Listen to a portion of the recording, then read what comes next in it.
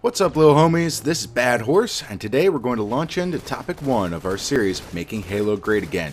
I'd like to call this section, Nailing the Basics. There are a few items that have been curiously missing from more recent Halo iterations. These are the top 3 items that will make or break Halo 5. These are all major pillars of the game on which 343 has repeatedly failed to deliver.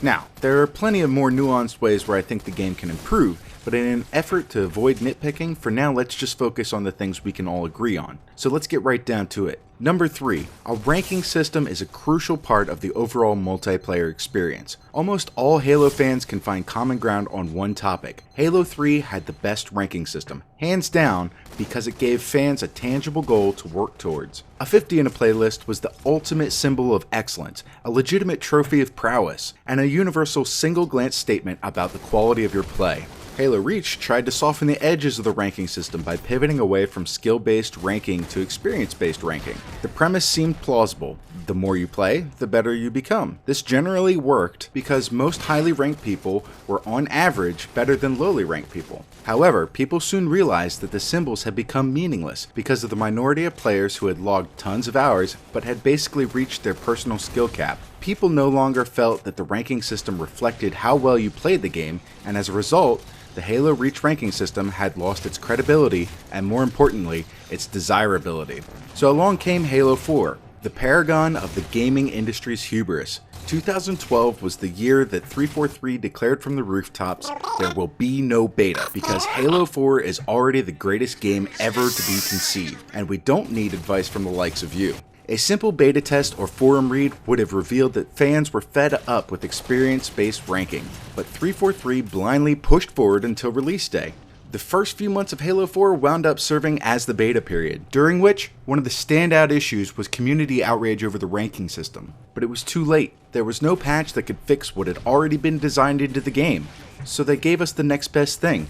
And it's important to note that this is where I think the 343 story begins to turn around. They started listening, and that's what's praiseworthy. CSR was released as an addition to the website. Let me be clear, this was a good step in the right direction, and a clear victory for the Halo community, but it fell far short of saving Halo 4. It's clear that if Halo 5 wants to be the greatest Halo ever, it needs to have CSR built in day one. Number 2. Forge tools. The longevity of past Halo games has largely been attributed to fan involvement. By interacting with the Forge, fans became a part of the creative process, and the best strategy for game longevity is to promote a thriving culture of user-generated content. When you engage fans on a meaningful level, they become superfans who tell their friends to go buy the game, who make videos about the game they love, who keep coming back, and eventually become the heartbeat of the community. Forge and user-created content took a game like Reach that was just okay and gave it staying power which outlasted the intrinsic replay value of the base game. So much so that 343 had to tear down the house that Forge built in order to make room for Halo 4. It is no coincidence that 343 ripped Action Sack out of the Reach playlist just weeks before the release of Halo. The reasoning behind this decision soon became apparent when players launched into their first Forge sessions. The first changes the community noticed were a reduced toolset and a reduction in forgeable map spaces. A few months later, we received 343's half-hearted response to the community outcry. They were bringing back nudge and zoom function in Forge, creating a Forge-specific map, and bringing back the fan-favorite Action Sack. However, fans soon realized the map didn't include enough set pieces to create on the scale that they did in Reach, and that Action Sack was no longer a user-inspired playlist, but rather a collection of power weapon slayers. Fan engagement withered, and so did the player population. It's indisputable that if Halo 5 is to succeed, it will need a robust instrument for fan engagement, and in Halo, Forge is where that happens. If 343 wants a vibrant, enthusiastic community of superfans, their greatest return on investment will come from developing a superior Forge experience.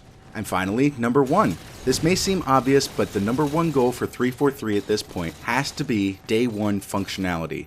There is zero room for another MCC debacle. The Master Chief Collection was a great game that had everything going for it. So far as content was concerned, I don't know if we've ever seen a game that has packed this much quality game time into one release, and that should have been the headline in all the reviews. But instead, the story in the media shifted quickly to the MCC isn't even playable, which is so ridiculous when you think about it. Here was this amazing package of games, along with the ability to relive the multiplayer glory of years gone gone by. An incredible combination of value and nostalgia. This could have been, no, this should have been the game that killed Destiny. But at launch, a few very basic functions were broken at the menu level of the game. At launch, the ability to join friends in matchmaking was sketchy at best. I can still remember that it wound up taking us about a half an hour for us to finally get into a group. Then we went to matchmaking and found ourselves struggling to find matches. All told, to play one game of Halo with our friends, we had spent like 45 minutes just fighting the menu and matchmaking code before we got around to doing what we bought the game for. We played our first game, during which all we could talk about was how amazing it felt to finally be playing good old-fashioned Halo again. But at the end of the match, we tried to move to a different playlist and realized that our party had mysteriously been disbanded. Again, we had to struggle against the menu and matchmaking code for another 45 minutes to get into another game. This time we spent the match talking about how being back on Sanctuary was almost worth a 45-minute wait. But at the end of the game, again we were split up. Oh, come on. Seriously? Dude, I can't believe We decided to give it a rest for a while. We thought surely a hotfix will be live within a week, but we were wrong. A week passed, then a month. Destiny released the Dark Below DLC, and any momentum that the MCC had carried was gone. Matchmaking would not truly be fixed until 4 months after release. At that point, even the apologetic addition of ODST? could not bring back the disillusioned fanbase. These 3 items are the pillars that hold up the House of Halo. To remove or cripple one is to cripple the entire game. Before we even talk about the quality of weapon balancing, map design, and armor abilities, we need to make sure that these things, which we once took for granted, are dealt with first. For Halo 5 to be great, it must first be good. That means nailing the basics day one. Tell me, do you agree or do you disagree? Did I miss something? Let me know in the comments below. I want this to become a place to discuss the state of Halo. A place where your thoughts can be heard. A place to hear ideas you may have never thought of. If you haven't subscribed yet, we'd love to have you as part of the group. Take a second and make sure you don't miss out when the next chapter of this conversation goes live. And as always, thanks for watching. This is Bad Horse signing off. Peace out, little homies.